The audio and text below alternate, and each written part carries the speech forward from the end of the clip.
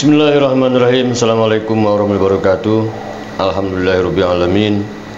Wassalatu wassalamu ala asyrofil anbiya'i wal mursalin wa ala alihi wa ashabihi ajmain. Amma ba'du. Faqala Allah ta'ala fil Qur'anil azim. Bismillahirrahmanirrahim. Huwallahu alladzi la ilaha illa huwal malikul quddusus salam al-mu'minul muhaiminul azizul jabbar al-mutakabbir subhanallah amma yusyrikun. Pemirsa, tak terasa ini sudah menginjak hari yang kesekian bulan puasa ini, dan alhamdulillah saya masih konsekuen untuk mencoba ngobrol, berbincang tentang Asmaul Husna. Dan pada kesempatan ini saya ditemani oleh Al-Mukarram Kiai Haji Ujang Surahman. Silakan menyapa. Assalamualaikum. Lejeng santen. Enak.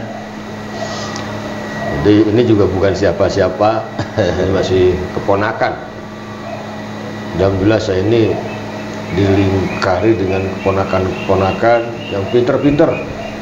Apalagi ini yang ini kiai orator. Kalau ceramah itu selalu agitasi gitu ya. Tapi pada kesempatan ini diajak ngomong sama uanya buat ngomong yang halus-halus.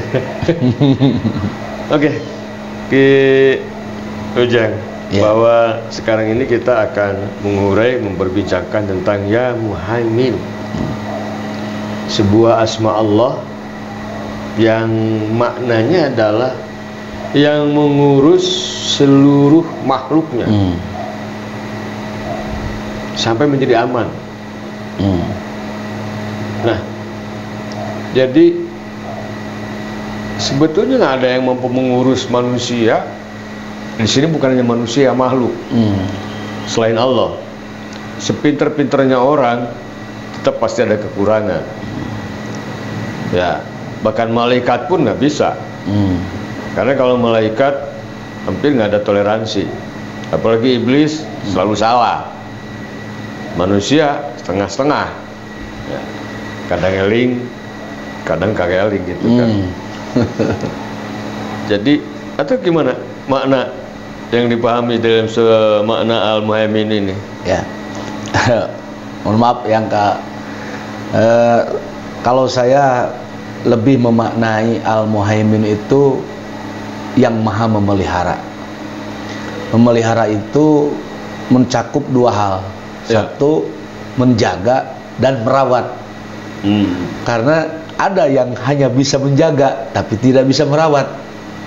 Ada yang bisa merawat tapi tidak bisa menjaga. Kalau Muhaimin itu ya menjaga, ya merawat. Oh ya. Jadi dia jaga jangan sampai terjadi kecelakaan. Ya. Sampai terjadi negatif. Betul. Tapi betul. Juga diupayakan supaya kuat juga. Betul. Dipelihara. Betul. Oh iya iya. Ya. Ini asma Ya Muhaimin itu. Jadi kita sendiri tidak akan bisa lepas dari penjagaan Allah. Betul. Oleh karenanya kita jangan ketika Allah mentakdirkan kita baik maupun buruk, itu pasti hasil dari penjagaan Allah. Betul. Dari yang muhaiminan, dari Muhaimin ini, gitu ya. Jadi kalau perih, ya biasanya kan sebetulnya kalau kita lihat di dalam kitab Syibul Iman, bahwa kudrat dan rudat Allah itu tidak ada yang jelek, semuanya baik. Ya. Masalahnya kadangkala, seringkali kita salah bikin ukuran, bikin ukuran buruk dan baiknya menurut kehendaknya. Jadi kalau menurut kehendaknya, kalau kira kalau takdir Allah itu sama dengan apa yang dia kehendaki, dia bilang bagus, baik. Baik. Tetapi kalau tidak sesuai dengan kehendaknya, buruk. Nah, ini yang salah bukan takdir Allah nih, tapi tolak ukur kita, ukurannya. Karena apa? Karena boleh jadi dan sering juga terjadi apa yang kita terima dirasa buruk malah itu yang terbaik. Salah satu contoh, kalau di kita kan ada grupar ya. Nah, biasa kan suka ngikut juga kalau naik mobil itu. Dan karena grupar artinya khodim ya, atau mutawasilin, dia bisa duduk di belakang. Nah, naik mobil sama gurunya, lalu kemudian isi bensin. Nah, ketika isi bensin, dia kebelet pengen buang air. Nah, ketika dia turun, si gurunya nggak tahu, buang air lah. Si gurunya juga nggak periksa, gitu kan? Setelah apa namanya? Setelah ngisi bensin, langsung cabut aja. Gitu kan? Maka si guru kar ini ketinggalan. Pas keluar dari toilet, lah, mobilnya kemana gitu kan? Tapi si santri ini dia apa namanya nggak suudon gitu. Wah, ini guru lagi ngelatih kali, saya riadoh gitu. Sudah kurang lebih dia diem aja mikir gimana cara kembali, pulang juga dia nggak punya duit lagi, masa jalan kaki. Bayangin kalau dari Tasik ke Manunjaya itu kan 13 kilo ya. Nah, setelah itu dia ternyata datang lagi tuh mobil. Si ininya marah, bukan marah si gurunya tuh. Kamu dari mana aja? Oh maaf, amputan aja gini. Ternyata dia itu si gurunya ini, si mobilnya kesenggol mobil orang. Pas di mana si santri ini tepatnya duduk. Jadi ketika ditinggal pasti ngedumel lah ya, pasti nggak enak gitu kan. Tapi ternyata di balik itu Allah akan menyelamatkan santri itu dengan meninggalkannya di sebuah pom bensin. Makanya kalau ada segala suatu peristiwa itu jangan dulu ngedumel, jangan dulu aral. Ya makanya harus ingat juga wabil qadari khayrihi wa syarrihi minallahi ta'ala. Dan kita kalau memang menjadi prihatin ya kesannya adalah bersabar. Dan kalau menjadi sebuah kebahagiaan atau positif juga jangan sampai takabur apalagi kufur, tapi yang jadi kembalikan kepada Allah Subhanahu wa Ta'ala. Nah, berikutnya ada sebuah hadis takhallaqu bi'ahlakillah, berakhlaklah, berperilaku dengan akhlak Allah. Kalau Allah mempunyai sifat punya asma husna nama muhaimin yang mengurusi, maka sikap kita bagaimana mencontoh itu. Nah, terkait hal itu disebutkan dalam kitab Sa'adatul Darain, kebahagiaan dunia akhirat, bahwa sejatinya hati seorang hamba itu selalu muraqabah. Nah, ada istilah yang kadang-kadang keliru ya. Banyak juga ngerti muraqabah itu apaan. Ada muraqabah, ada muqarabah. Itu apa bedanya tuh? Bedanya kalau muqarabah itu adalah takarrubnya kita kepada Allah Subhanahu wa Ta'ala melalui peribadahan. Maksudnya mendekatkan diri kepada Allah, itu muqarabah. Kalau muraqabah itu merasa diri diawasi oleh Allah. Ada qaraba, ada raqabah. Bedanya itu. Kalau muraqabah kita itu harus merasa bahwa kita emang benar-benar diurus oleh Allah. Pertama merasa diurus oleh Allah. Barangkali juga kita harus memang siap untuk diurus oleh Allah. Karena kita sudah ikrar kan. Raditu billahi robba, dan robba ini adalah mengurusi. Terus gimana? Bahkan disampaikan dalam kitab tafsir Jalalain, ya muhaimin itu menurut Ibnu Katsir, pemeliharaan Allah atau penjagaan Allah terhadap hambanya itu, terhadap makhluknya itu seperti sayap induk ayam yang melindungi anaknya. Jadi sangat luar biasa gitu. Jadi melindungi dari kedinginan. Betul. Melindungi dari bahaya. Ya. Wah. Maka sikap kita harus meyakinkan hal itu melalui merasa diri diawasi oleh Allah sehingga tidak berani melakukan sebuah kemaksiatan atau dosa walaupun tidak ada manusia yang melihat, karena tidak ada yang kita lakukan lepas dari pengawasan Allah, lepas dari muhaiminnya Allah. Ya, ya.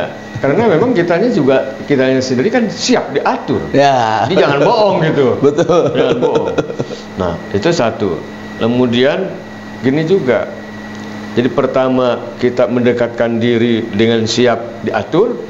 Yang kedua kita harus punya rasa bahwa kita selalu diawasi. Dalam urusan beliau, jangan sampai dia takabur.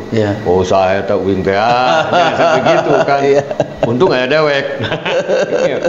Ya mungkin kalau celoteh apa namanya guyon boleh-boleh saja. Tapi kalau itu sampai ke hati itu sangat berbahaya. Betul, ya. Yang berikutnya adalah takhalluqu bi ahlakillah. Ya kita juga harus bisa mengurus apa yang menjadi beban tanggung jawab kita. Betul. Dan yang paling berat ini ternyata itu disebutnya fitnah. Dan saking beratnya kita harus mengurusi itu. Apalagi dengan sebuah ayat fu anfusakum wa ahlikum naro. Ternyata istri, anak itu adalah fitnah. Dan sementara itu Allah juga berfirman di ayat lain. Ya ayyuhalladzina amanu la takhunullaha wa rasul wa takhunu amanatikum. Orang-orang yang beriman, janganlah engkau menjadi pengkhianat agama Allah dan menjadi pengkhianat Rasul dan jadi pengkhianat amanat yang telah diberikan. Amanat ini anak, bini, sementara juga dia harus dijaga fu anfusakum wa ahlikum naro, harus diurus demikian rupa. Bukan saja dia akan terbebas, tidak akan disiksa, tetapi dia juga harus punya fadilah. Kan ada juga SBT ya, sholat bebas tugas. Dia nggak bakalan disiksa kalau karena nggak sholat, tapi dia nggak punya pahala sedikit pun dari sholat. Gitu. Belum lagi kalau yang amal-amalnya lebih jelek lagi, mungkin sama sekali nggak kebagian. Gitu. Nah, jadi takhalluqu bi ahlakillah ini bagaimana kita mengurusi anak kita, cucu kita sedemikian rupa. Sebab kalau kita tidak mengurusi mereka, kita dikategorikan sebagai pengkhianat agama Allah. Ya kan dari ayat yang tadi itu.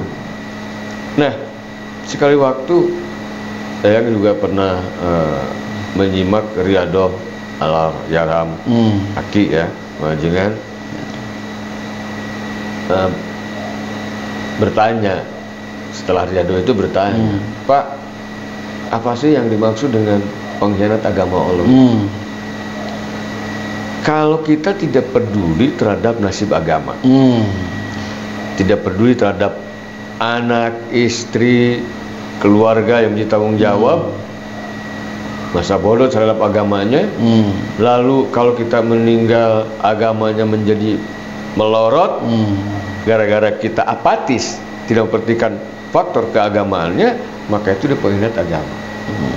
Berbeda ketika kita berbuat sedemikian rupa, bagaimana cara mengatur anak, cara mengatur istri, cara mengatur karyawan dan sebagainya, tapi tetap saja mereka seperti itu, agamanya makin jauh. Tapi kalau kita sudah berbuat, kita tidak akan berdosa, tidak termasuk kepada pengkhianat agama Allah. Nah, berikutnya kan ini orang itu sesuai dengan ayat ya. Walillahi asmaul husna fad'uhu biha. Bagi Allah itu memiliki nama-nama yang baik, fad'uhu biha. Ya, betul. Sesuai dengan namanya. Ini dari yang mu'min ini apa aja nih kira-kira nih? Ya. Di antaranya disampaikan oleh Imam Suhrawardi. Kata beliau, mandawa ma'alaihi qawa hibduhu wa dahaba nisyanuhu. Jadi orang yang mendawamkan membaca asma ya muhaimin, ya, maka Allah akan kuatkan daya talarnya daya ingatnya, daya hafalnya. Nah, kemudian Allah akan hilangkan lupanya, penyakit lupanya, Alzheimer ya. Jadi kalau begitu nih para santri, para pelajar ini ya, wajib ini betul. baca mudawamkan terus. Betul. Ya itu yang disampaikan oleh Imam Suhrawardi. Ya. Jadi ada dua ya. Yang pertama akan kuat hafalannya, yang kedua akan hilang penyakit lupanya. Ya. Di sini juga dituliskan kalau tadi ini ada apa namanya, ada asrornya, rahasia, lafaz-lafaz lain selain lafaz yang mu'min, ya. Bahwa itu ada doa, ya, ya'allamul ghuyubi fala yafutuhu syai'un min ilmihi wala ya'uduhu. Sekali lagi saya bacakan, ya'allamul ghuyubi fala yafutuhu syai'un min ilmihi wala ya'uduhu. Kira-kira apa maksudnya itu? Ya, ini sebuah munajat kepada Allah. Ya Allamul Ghuyub, wahai Dat yang maha mengetahui seluruh yang gaib. Fala yafutu syai'un, tidak ada yang tertinggal dari pengetahuannya satu perkara pun. Artinya tidak ada kejadian apapun di muka bumi ini yang tidak diketahui oleh Allah. Istilahnya najan cicing batu hidung, wae kongkleng buta rajin, awak hidung, baju hidung, untuk hidung. Betul. Tetap saksi. Betul. Makanya kita harus tadi disebutkan antara takoruban dengan apa tadi teh? Muraqabah dan muqarabah. Antara muraqabah dengan muqarabah. Kalau muqarabah kita berupaya. Ya, betul. Kalau muraqabah rasa kita selalu diawasi, karena memang tidak ada satu hal pun yang lepas dari pengawasan Allah, karena Allah yang ngatur. Bahkan hal yang gaib itu kayak senang. Senang kan nggak kelihatan. Itu katanya itu mah bibir. Iya. Itu ciri. Cirinya. Tapi hati, suasana hati itu ya kita aja sendiri. Iya. Nah, saya belum pernah tahu bagaimana telinga saya. Setiap selnya cuma bayangannya. Padahal dekat. Iya kan? Betul. Hanya bayangannya ke telinga kita itu. Bahkan gigi sekali kita nggak tahu. Tapi kalau kita ini, Allah itu kita itu nggak bisa. Bahkan yang unik lagi ketika berdoa, ya, kita doa itu sekadang sampai nangis-nangis, segala disebut. Ya Allah pun anak kayak gini-gini, abdi teh, emangnya Allah kagak tahu? Jadi sebetulnya kalau di sini, kalau kita mukorobah, ya mukorobah malu sebetulnya. Ya apa istilah Sunda tuh ngabejan bulu teueur, ya kan? Yang umpamanya ngujang nih, Pak. Ujang tuh pakai baju putih. Emang aing teh tapi kenapa juga kita selalu mengungkap rasa hati itu kepada Allah Subhanahu wa taala, padahal tanpa diungkap pun Allah itu sudah tahu kok. Ya, sampai nangis-nangis. Bahkan ada juga yang sempat berdoa ya karena sesuatu dan satu hal, doa segala disebut sampai nangis-nangis. Sampai ada Pak, karena udah seminggu doa itu nggak dikabul juga. Akhirnya ada suara ke telinga tuh atau apa namanya, bahkan bisikan begitu. Sep, emang Allah bisa Allah kucerik. Masalahnya kalau kita lihat ke situ ngapain kita minta? Kayak gini aja kalau kita lagi sholat ya. Kan dalam duduk antara dua sujud itu ada 8 permintaan.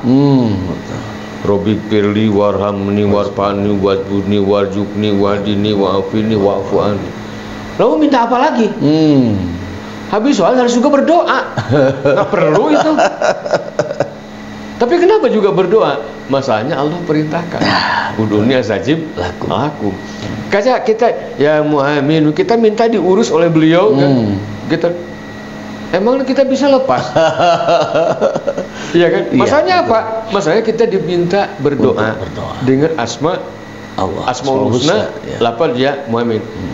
Walillahi asmaul husna fad'uhu lahu. Jadi istimewa pertama ini kita harus benar-benar pahami, yakini sampai jazim bahwa Allah lah yang mengurusi kita. Betul.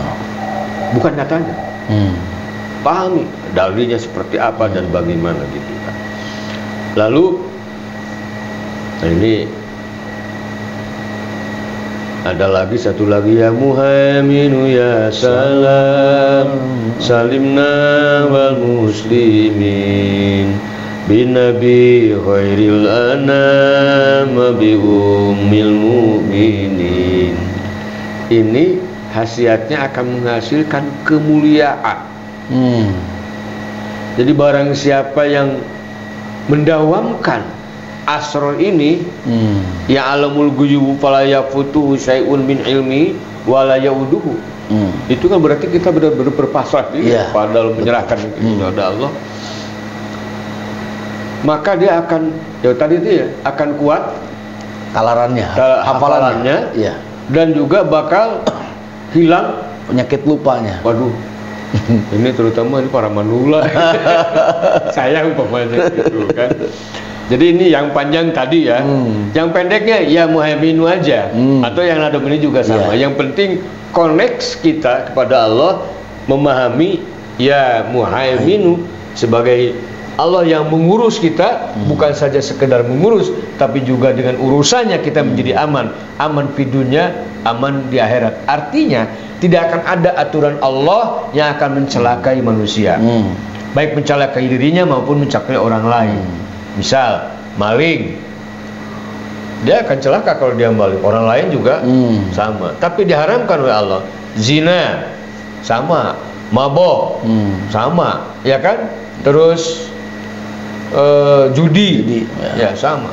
Supaya aman, fi dunya wal akhirah, semua kemaksiatan itu mestinya dihilangkan. Alhamdulillah pemirsa, akhirnya selesai juga pembicaraan pada sesi Asmaul Husna ya Muhaimin. Terima kasih, mudah-mudahan kita jumpa lagi besok dalam asma berikutnya, dan insya Allah masih bersama Kiai Ujang Surahman. Terima kasih. Assalamualaikum warahmatullahi wabarakatuh.